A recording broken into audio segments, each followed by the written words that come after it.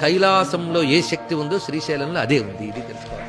కైలాసమే శ్రీశైలం కనుక కైలాసానికి వెళ్ళలేదని బాధ అక్కర్లే. ఆ బాధ కలిగిన ప్రతిసారి శ్రీశైలాన్ని గడిపితే సరే సామాన్యం కాదు, నిజంగా రహస్యం అది. కైలాస శక్తి ఇక్కడ ఉన్నది. శివశక్తులు ఇద్దరు కలిసి ఉంటారు.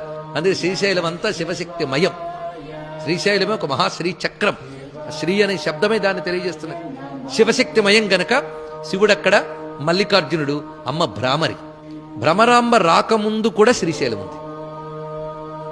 మరి శక్తిపీఠాలు ఎప్పుడో ఏర్పడ్డాయి పరమేశ్వరుడు నుంచి, అప్పటికీ శక్తిపీఠమేట. పైగా శివుడు ఇక్కడ లింగరూపై వచ్చినప్పుడు అమ్మవారు ఏ రూపంతో వచ్చారు? ఇక్కడ అమ్మవారు అర్ధనారీశ్వరి రూపంతో వచ్చింది.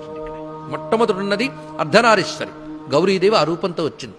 అందుకే మల్లికార్జునుడి దర్శనం చేసి మనం ప్రక్కకి అలాగా రాగానే అర్ధనారీశ్వరి ప్రాచీనమైన శ్రీశైలం విషయాలను పరిశోధిస్తే కనబడిన అంశం. ఇలాగ అసలు శ్రీశైలం యొక్క పట్లు ప్రాచీన గ్రంథములు పరిశీలించి శ్రీశైలంలోనే 7 రోజులు చెప్పే అవకాశం